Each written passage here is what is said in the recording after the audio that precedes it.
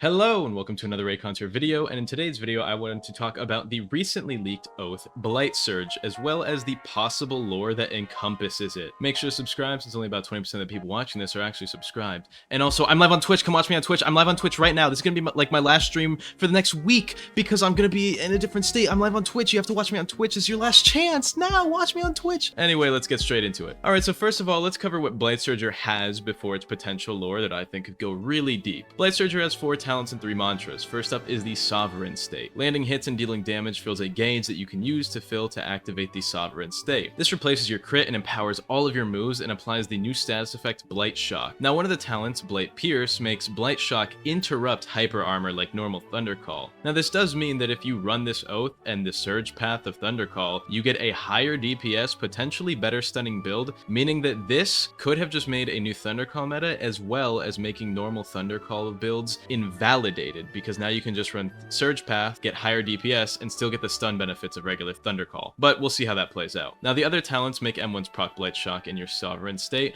and then Blight Shock makes it so your opponent can't use mobility mantras, which is the third one. As for mantras, we have Warp Kick, the newest auto-targeting teleporting move, and it's better than Radiant Kick and Jet Kick, seemingly, so it should be getting nerfed a week after release. It also gives Wither as well as the Blight Shock status effect, which is a little bit weird. And then there's Sky Crash, which is kind of like a slam move where you kind of just jump forward and slam. It's basically Rogue Lineage Dragon Sage Thunder Drop AoE, but without a height requirement, if you know what that is. And then in the Sovereign State, you're actually able to use it twice in a row with no cooldown, which is kind of crazy because it ragdolls, which means you can confirm one off of another one if you're in your Sovereign State. And then there's Sovereign Drive, where you lunge forward and through people and you daze them on hit. I feel like if spaced properly, this could be a really strong combo tool. It looks really good. Now, as a whole, I think this oath actually looks really good because a lot of the tools just work very well with other things that are currently in the game. And I know that the devs and the testing team are currently trying to address Trackstar and running builds, which is why they made it so you can't use mobility much of the Blight Surge stuff. Basically, all they've been trying to do recently is nerf bird builds and any Trackstar builds in general. So this oath was kind of added to counteract that, which is ironic because it does have a bit of mobility to the drive move, but maybe it has some end lag on it. But regardless, it does look really strong, because what I see is basically a combo tool that confirms off of itself, and then a potential combat tool with the drive move, which, if there's no end lag on that, could literally just land you a free M1 or a combo right after it if you space it properly, which is kind of insane. So as a whole, I think I want to see a new meta with anti-Trackstar builds using this, and then probably Surge Path Thunder Call, because you could just get more damage, more stuns, and then it just feels like they're trying to nerf Heavy a lot, which, yeah, Heavy's really strong, so I understand why they're nerfing heavy Trackstar stuff, because that's all the stuff that people don't like right now.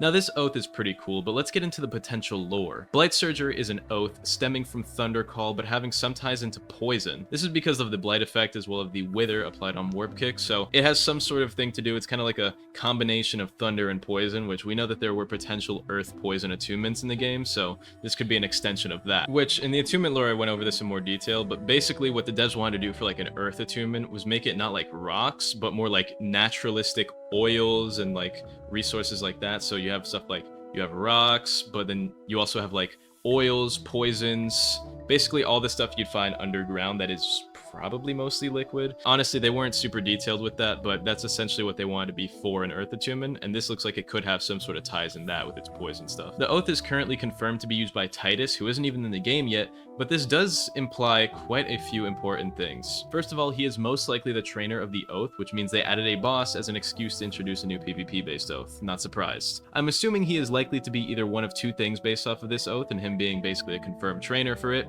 Either A, you're going to need to break Titus out of the Authority prison and maybe fight some sort of Central Authority boss, maybe a warden of some sort.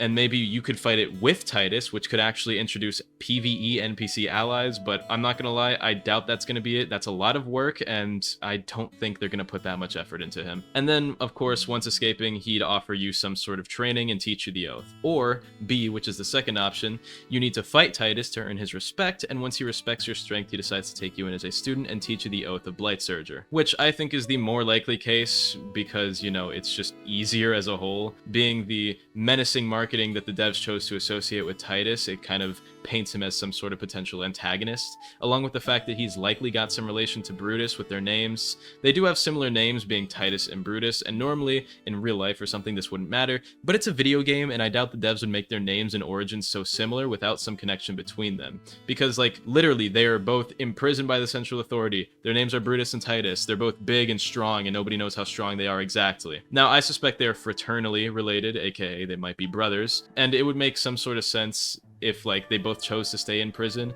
because like Brutus could just leave whenever he wants. He's strong enough. So I doubt Titus, who is supposed to be stronger based on the way they're marketing him, is much different, likely choosing to stay in prison because he kind of just gets free amenities there like food and shelter, and he can just chill. Now regardless of which route they do with this and with Titus, it is important for future lore for a few reasons. First of all, he is a trainer and he's strong, which means he could be an ally. Titus is likely against the Central Authority, seeing how as they imprisoned him, meaning that he could be one of the gathered allies that Maestro Evangard needs to defeat the Lord Regent and fight off the Central Authority from taking over Etris. Along with that, if he does have some relation to Brutus, then that means we could end up with more content involving Brutus, because maybe you could go to Titus, do his quest, and now Brutus sees you as a friend, and then that could potentially make Brutus an ally along with Titus for future lore.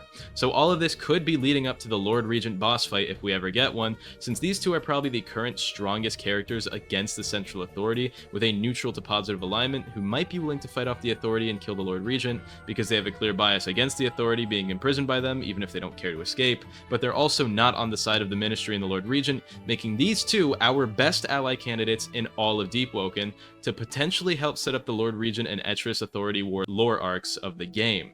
But I'm kind of hoping for a lot when I say all this. And then the big part is that if it's the Etris Authority war arc that happens, right, that means we can easily go straight from that into the Central Luminant, because they're going to have opened route via the Lightkeepers like Vic, who they have tortured and locked up, which means from that we could get the Central Authority, which means we can meet Vic, which means we could potentially get some sort of light-keeping, not attunement, but maybe a regalia of some sort that could get added to the game. So all of this really sets up very well for major lore advancements in the game, because we go from Titus fight or escape route, whichever it's going to be, to Titus and maybe even Brutus as well as allies, to the Lord Regent assassination, to the Central Authority War, to the Central Luminant, to Layer 3, which is stated to be accessible straight from the overworld of Lumen, and the Central Luminant likely has a route there. And even if it doesn't, right, at this point the Lightkeepers would have to be accessible, which means we could get a route into the Eastern Luminant, which definitely has one, or like a route straight to Layer 3, because that's where Pleatsky's from. He went from the overworld in Lumen down to Layer 3, he became the Ascended Deepwoken of Flame Charm. So worst case, we could go from the Central Luminant, which could then make us meet Lightkeepers, which could then lead into other Luminants, and then we go to Layer 3 with Pleatsky and the Lava Serpent, and basically everything else from there. If done right, the developers could have some huge updates happening in this time, literally off of just the setup from Titus if they do this well. Now, will they? Honestly, I don't think they've even thought about any of this to the extent that I just went into with the potential lore implications of this oath and Titus. Like, realistically, their lore is stored in a disorganized Google document, and Titus came out of nowhere with no prior lore or mentioning. So realistically, I feel like he was just added as a not super lame attainment method for a new PvP oath that Dexarius made. But I guess we'll just have to see what they do with all this. I really hope it isn't underutilized like most other things, because if this gets added, this will have a ton of potential with just everything that I've said so far. Like, I think this could go really far off of just this going into a bunch of separate quest lines that branch out and really expand the game if the devs want to get on that.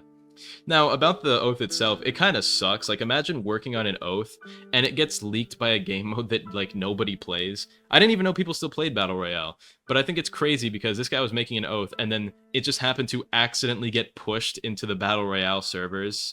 So that's how it got leaked. Like, that really sucks. Imagine doing all that work just for it to get leaked in the game mode nobody plays and then put on YouTube like 15 separate times. But yeah, I hope you all enjoyed. Shoutouts to YouTube members Green, Brick, Highcard, Goobka, and Drizzy Drake Fan. Hope you all enjoyed. If you think there's some more lore that could be added onto all of this, or maybe another branching path, leave a comment down below on your ideas. Maybe the devs will see it. They'll probably see this video. Also, watch my live channel and check out my Twitch streams. I'm going to be out of the state for the next week or two, so I kind of have to upload videos preemptively, so I might miss a video or two, but I should have at least a few videos done. Anyway, I love you all. Have an amazing day as usual, and goodbye.